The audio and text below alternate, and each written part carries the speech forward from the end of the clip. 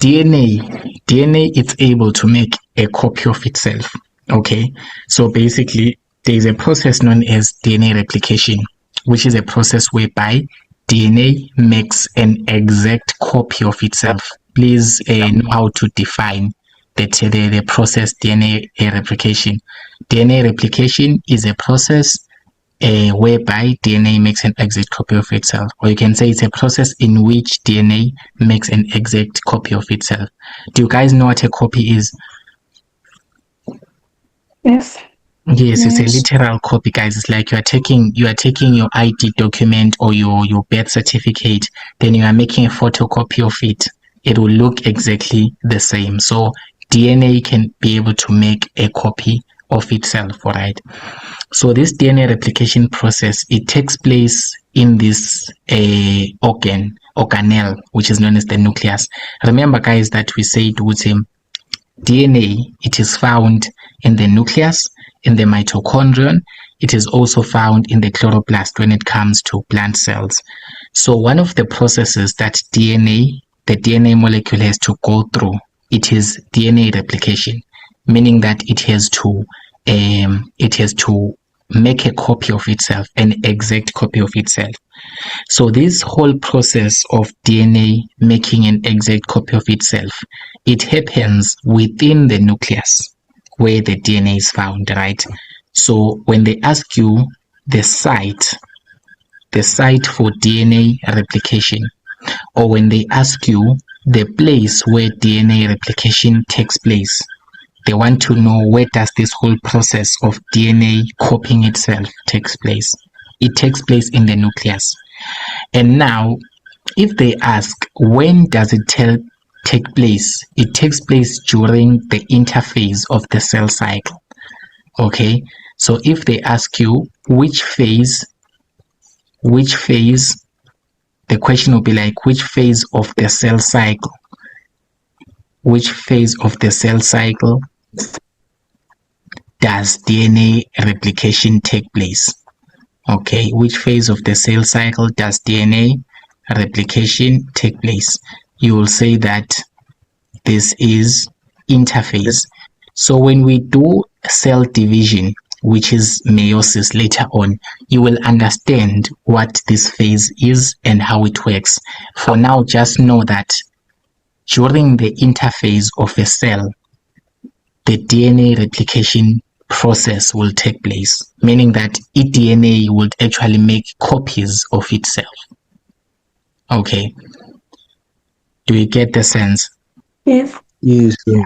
So if we are having one DNA molecule, it will be able to copy itself and make two DNA molecules. Okay, so if we're having one DNA molecule, it will make copies of itself and become two of them. So it will become two DNA molecule. It will copy itself into another one and another one. So one DNA molecule will copy itself to become two of them. And those two DNA molecules will continue copying themselves to become four. Njalo njalo. So basically, a DNA replication means that the DNA, it is making copies of itself, exact copies of itself. Okay, so what's most important is for you to understand the process. Yes, Sam? So, sir, the site of the DNA is the nucleus. DNA replication, it's nucleus. Yes, the site for DNA replication is nucleus. Okay.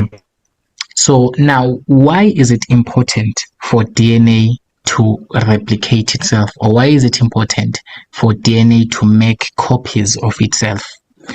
The first reason, it is to increase the amount of DNA in the nucleus. Because remember that when DNA keeps on making copies of itself, there will be more DNA within the nucleus. I'm sure I said if we've got one DNA molecule, it will copy itself to become two DNA molecules. So imagine if those two DNA molecules keep on copying themselves making, it's like taking your birth certificate, guys, and you are making copies of it. So you increase the number of birth certificates in just a vague sense. So in this case, we are increasing the amount of DNA in the nucleus. So the whole point of DNA replication is to increase the amount of DNA in the nucleus. Then the other one that's important, DNA replication increases the genetic material of the cell so that the cell can go through cell division. We are still going to do cell division processes, but you guys did this in grade 10. You guys did mitosis, and you did mitosis in grade 10, where we explained what a cell can divide itself. Okay, so a cell can divide itself to become 2 cells and more and more. So we are still going to that topic later on, but for now, know Uti, for that process of cell division to happen, we will require the DNA to be more. So DNA has to make more copies of itself so that there can be enough genetic material. So what is the genetic material that we are talking about here? It is the DNA itself, basically. Genetic material are kind of genes, and genes are just a piece of DNA. So DNA needs to be more in the nucleus. If we've got more DNA in the nucleus, the cell will be able to divide. But we are still going to do the process later on. But just know that it is very important for the DNA molecule to replicate itself so that we can have enough DNA for cell division. Are we still together? Yes. Yeah. So this is the process usually asked in, I don't know how many marks, 5 marks. Yeah, 5 marks, if not 6. Usually 5 marks is usually the average mark that you would get for explaining how the DNA replication process works. So I see there is a message there in the chat. Yes, Yes, angazi ngifuna ukuthi akusinyini kuphela lenguva ubinzile because you have been quite a while. Guys, is everyone able to hear me, or maybe there's a network problem on my side? We can hear you, sir. Okay. I think it's your side, Siango. I think it's your side. Kia? Sir, I wanted to ask if I saw good tea. It seems like these are 5, and isn't there supposed to be the what do we call those things? The nucleotides or the strands unzip or unwind as well? Or is it the same as saying the weak hydrogen bond breaks? Yes, it is the same thing. When you say that the DNA double-stranded unzips, it is the same thing as saying that the weak hydrogen bonds are breaking. So as my teacher told me, we're supposed to add in the unzip as well to not lose marks.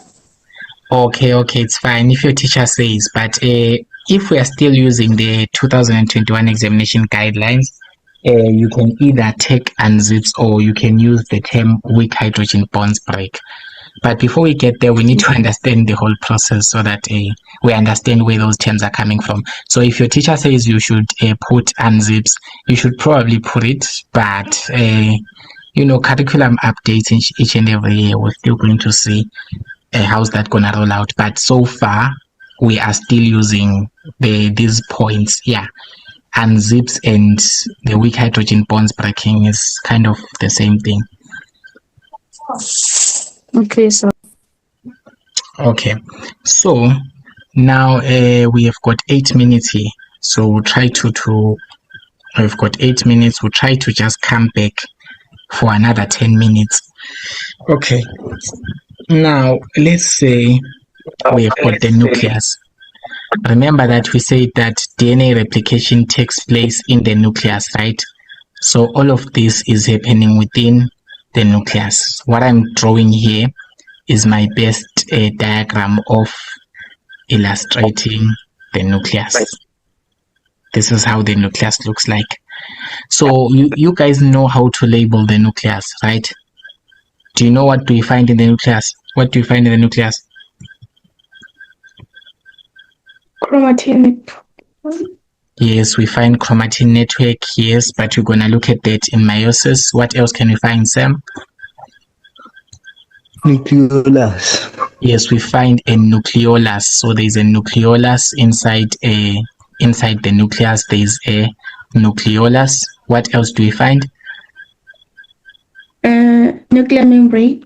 Yes, so the membrane covering the entire nucleus. This membrane is known as the what? The nuclear membrane. This is the nuclear membrane. I'm sure this is the structure of a nucleus, guys, not the structure of a cell. Yes, Mukobe. And also nuclear pores. Yes, there is also nuclear pores or nuclear slits, right?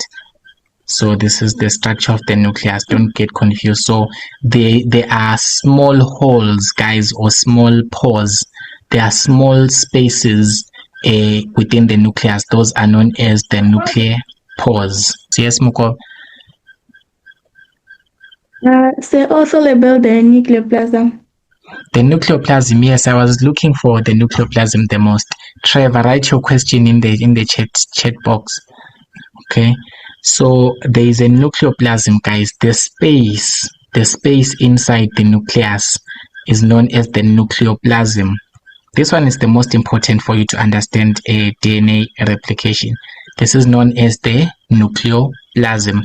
What do we find? Like, kind of describe the nucleoplasm. Describe it, Mukobe. What is the nucleoplasm like to you? Like a field, I don't know. I don't know how to explain it. Yes, A jelly-like structure, sir. Yes, jelly-like. That's one of the good descriptions. Jelly-like. Anyone else who knows anything about the nucleoplasm? What else do we find? Jelly-like structure means that it looks like jelly. You guys know jelly, right? So the nucleus is full of a jelly-like substance known as the nucleoplasm that makes up the nucleoplasm. Anyone else who knows something that we find in the nucleoplasm? Yes, Tahazo? I actually have a question. So Yes. the nucleoplasm is like almost like the cytoplasm, since all Yes. it's like say. Yes. So this plasm is actually a short term for plasma. Plasma means the main code, just like blood. You know that blood is liquid like, right? So we say that's blood plasma. So plasma is kind of something fluidish, like a fluid. Yes, the fluid part of something. So when they say nucleoplasm, it means that this is the fluid found inside the nucleus. Mm-hmm. Yes, when they say cytoplasm is the fluid that is filling the jelly-like fluid that is inside the cell. But inside the nucleus we have a nucleoplasm. Yes, Sam? So it doesn't produce ribosomes in nucleoplasm. No. Ribosomes are not inside the nucleus. They are not inside the nucleus. They are outside the nucleus, but inside the cell. So ribosomes, you will find them inside the cell, but not inside the nucleus. So the most important thing that you guys are missing here that you find in the nucleoplasm, right? It is the nucleotides. So we have got free nucleotides. Let me write free nucleotides. This one is the most important for you guys to understand. So we have got free DNA and RNA nucleotides. Free floating, you can say free floating. So inside this fluid of the nucleus, you find what? You find free nucleotides inside it. So we have got DNA nucleotides. We also have got RNA nucleotides. So inside the nucleus, you should just know that you can find a free nucleotide with a nitrogenous base, maybe with a nitrogenous base which is A. which is not attached to anything else. Okay, it's just a nucleotide that is free and is floating in the nucleoplasm. That's the most important thing that I wanted you guys to mention. Do you get it? Yes, sir. Yeah, so we are going for another 10 minutes break. When we come back, we are doing this DNA replication process so that we understand what is DNA replication, how does DNA replication work. But guys, go and revise what I've just told you. The nucleus is a nucleoplasm. Focus on the nucleoplasm. It's jelly-like and they are free DNA or RNA nucleotides. Are we clear? Yes, sir. Yeah, let's go for the 10 minutes break.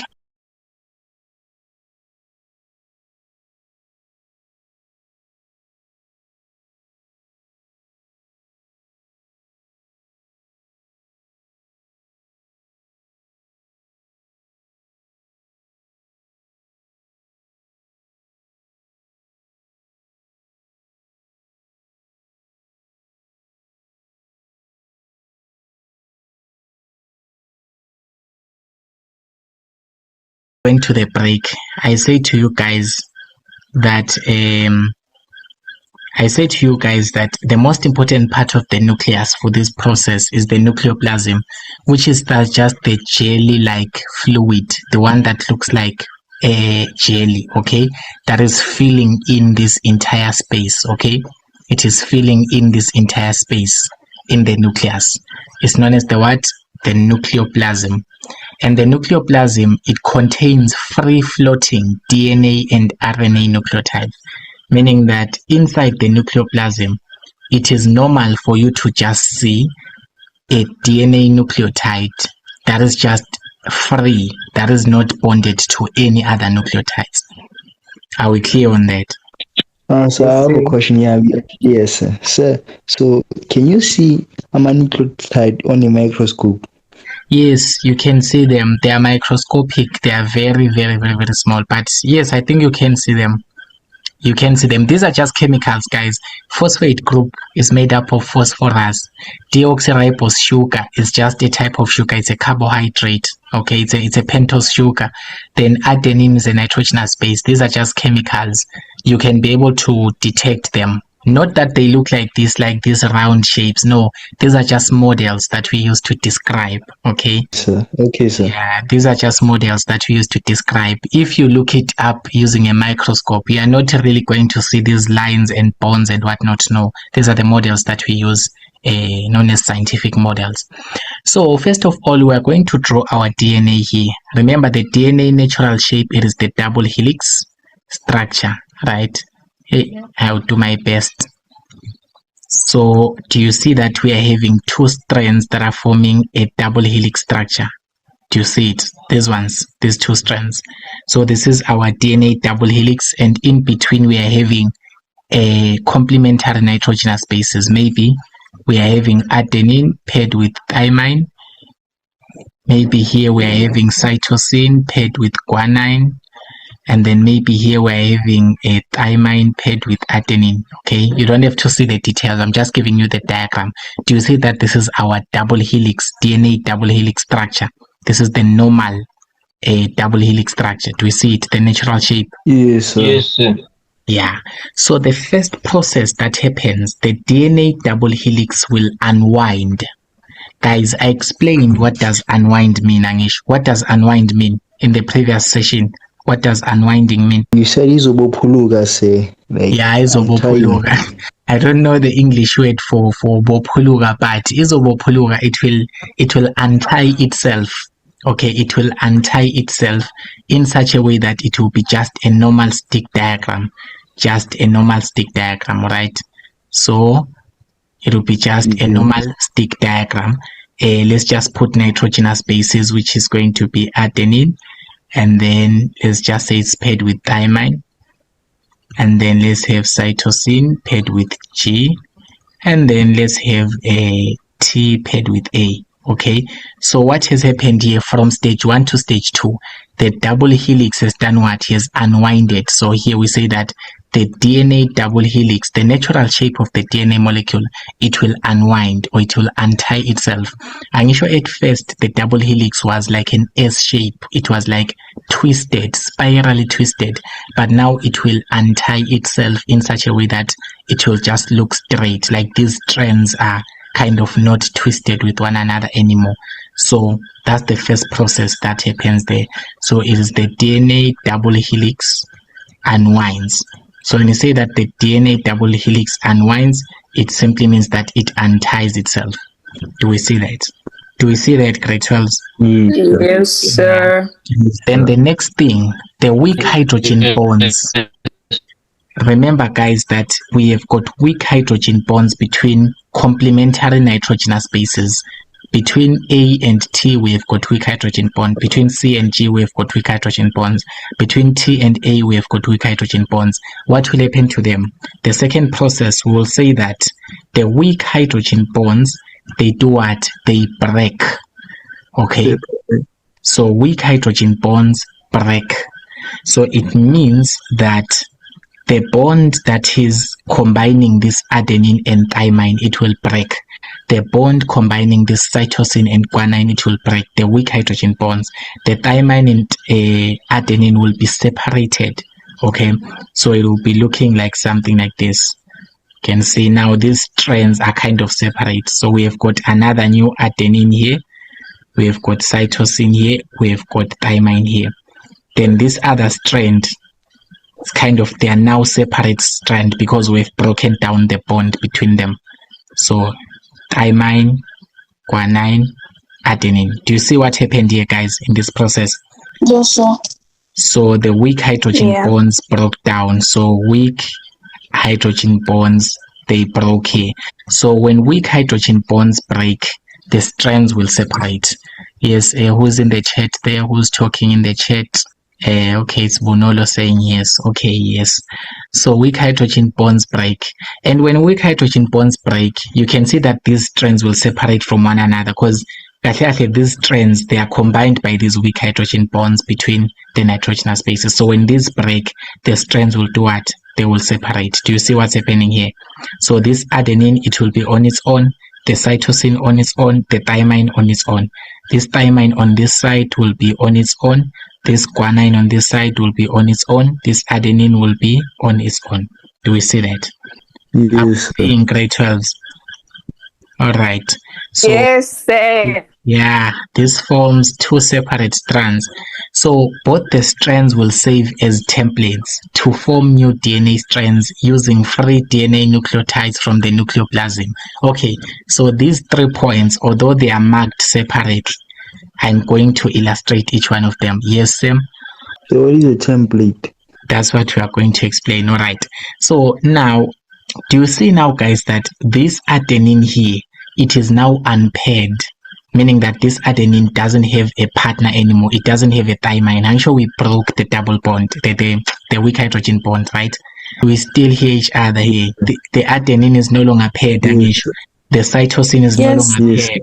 The thymine, all of them, they are no longer paired with anything. They don't have any complementary nitrogenous bases to pair up with because we've broken down the bonds that they had before. All right. So what will happen now when you're talking about the templates part? I'm just going to expand my nucleus so that I'm able to finish the process. So now these are different processes here. Let me just separate them using dashed lines so that you guys can see clearly here. Then the next process here, the adenine. Remember, guys, I said that inside the nucleoplasm, we find what? Free floating DNA and RNA nucleotides. Do we get that? We find what? Free floating DNA and RNA nucleotides. So inside the cytoplasm, there is always a nucleotide inside a cytoplasm. It's not only one, there are lots of them. There are DNA nucleotides, there are RNA nucleotides. All of them, they are found inside the what? The cytoplasm. Are we getting the sense? Yes, sir. Yes. So let's just say now there's a DNA nucleotide inside the cytoplasm that has got what? That has got the nitrogenous base. Okay, although I drew it in a weird way, but let's just say the nitrogenous base that I'll put here is thymine. Guys, thymine, we know that it always matches with adenine. We know that, right? Yes. So it means that this adenine, it will start looking for this free nucleotide to bond with. Okay? So it will start looking for this free nucleotide to bond with. So if I take this free nucleotide and I go and pair it up with the adenine, it's possible using a weak hydrogen bond. So it means that this adenine, let me just draw it again. It means that this, we've got A, we've got C here, we've got T. So it means that this adenine that we're having here, this adenine here, it will look for a thymine, for a nucleotide with a thymine inside the what? Inside the cytoplasm. And if they bond together, it means that we'll start having a new thymine here. We're just going to use stick diagrams. Okay, so if these two bond together, we're going to have a new thymine here. Same thing will happen, guys. This cytosine here, it is not pairing with anything. I'm sure we broke down the hydrogen bond. So it will look for a nucleotide with which base? Which base are we looking for to pair with cytosine? Which base are we looking for? Guanine. So if it happens that we are having a nucleotide that has got some guanine, maybe this nucleotide has got some guanine, what does it mean? It means this nucleotide, it can come and pair up with the cytosine. All right. So if this nucleotide with the guanine from the nucleoplasm comes and pairs up with this cytosine, it means next to cytosine, we're going to have a weak hydrogen bonds connecting another guanine. And then this thymine will look for adenine. Okay, so if we are having a nucleotide, a DNA nucleotide that is having adenine, a DNA nucleotide that is having adenine in the nucleoplasm, it will come and say, I want to bond with this thymine, guys. You know that thymine and adenine bond with each other via hydrogen bond. So these free floating nucleotides that are found in the nucleoplasm, they are there for that purpose. Okay, are we together? Yes. Yes, sir. Yes, so the adenine. So do you see that, guys? We have formed a new strand. We have formed a new DNA strand using what? Using these free floating nucleotides. The same thing will happen on the other side. On the other side, guys, remember that we have got thymine here. It doesn't have a partner. Okay, it doesn't have any nitrogenous base to pair up with. Okay, let me just extend. We are running out of time, but let's just try to finish up. So we have got thymine here, we have got guanine here, then we have got adenine here. These three on the other strand. I'm sure remember that, guys, these two strands were together. These two strands, the red one and the black one, but they have separated. So we are now having a thymine which is alone, a guanine which is alone, and adenine which is alone. So they will need to find some other nucleotides with the same nitrogenous bases, with the complementary nitrogenous bases, I mean. So this thymine here that we are having is now alone. It will look for a nucleotide with which nitrogenous base? This thymine. It will look for nucleotides with which nitrogenous base in this case? Adenine. So if there's a nucleotide with an adenine, it will come and it will bond with this thymine, because there are free DNA nucleotides that are found inside the what? That are found inside the nucleus, the nucleoplasm. Okay, so if that adenine comes, we will draw it here. So this guanine, it will look for a cytosine. So if this has got a cytosine, it will have to come, this nucleotide, it will have to come and it will bond with the what? With the guanine. So the free DNA nucleotides that you find in the nucleoplasm, they are the ones that will come and bond with these ones. So the cytosine will come here. The adenine, if we have got this adenine here, is still alone, this adenine, it will look for another nucleotide in the nucleoplasm. Remember, the nucleoplasm has got free floating DNA and RNA nucleotides. So our pale, there are many, guys, there are many nucleotides that are found here. So if we are having an adenine here, it will look for another nucleotide that will contain a thymine. So if we have a nucleotide that has got a thymine, it will come and bond with this adenine. Okay, and we'll write that now we have got what? Now we have got a thymine here. We'll say that now we've got a thymine here. And then that will form another strand. Do you guys see that this is now two, we now have got 2 copies of DNA? Do you guys realize that? Yes, sir. Yes. Exactly. So although my diagrams are not so convincing, but you guys get the idea. You have got good imagination, guys. You can even use videos. It's your responsibility because you guys have to learn. You can even use videos that illustrate the process so that you can see it in real time in 3 dimensions. Because right now, maybe I'm making diagrams that are probably confusing, but I've already given you an idea that now we have formed 2 DNA molecules from only 1 DNA molecule. All right, and then now it means that these strands, they will just twist themselves and become another double helix again. These ones will also twist themselves and become another double helix again. They will rewind again. They will rewind and become another double helix. So completely now we have got 2 DNA molecules. So here, just to finish up here, how you explain it in words. So when you say that both the strands, they serve as templates to form new DNA strands, it means that these 2 strands, both of them, I'm sure you can see, guys, that we have got a DNA strand here and we have got a DNA strand here, this black one and then this maroon one. Both of them, they will look for partners. They will look for complementary nitrogenous bases to pair up with them so that they can form new DNA strands. That's what acting as a template means in this context. Yes, Bonol. What makes the double helix to unwind? Okay, double helix unwinds because there's a particular enzyme which you guys do not study about. Don't worry about it. There's a particular enzyme that unwinds the double helix. There's a particular enzyme that breaks the weak hydrogen bonds. Okay. Yeah, but you don't have to mention it for now. Okay, guys, we are running out of time, but I think I did try my best to do a good illustration, but I'm not good at drawing. Yes, Sam, what's the question? So the first one you will be stored for protein synthesis, then another one you will be stored as a DNA original piece or what? Okay, so we are still going to do protein synthesis and what later on, but for now, just know the process of DNA replication, okay? We just want to increase the amount of DNA. Yes, we do have got coding DNA. We also have got non-coding DNA. The coding one, it is the one that can make proteins. The non-coding one, it cannot make proteins. But that is of no significance for this process that we just did now. Yes, sir.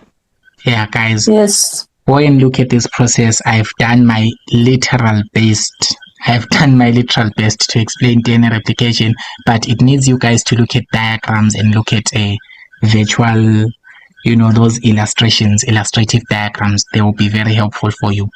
But I think we should call it a day for now. For today, we're supposed to only do 1 hour 30 minutes, but unfortunately there was a lot to do. Even on physics, we are still going to do another full 2 hours because there's a lot of work. All right, so without further ado, guys, let's just pray for those who are not going to be able to attend with us physics. Let's just pray so that we can go.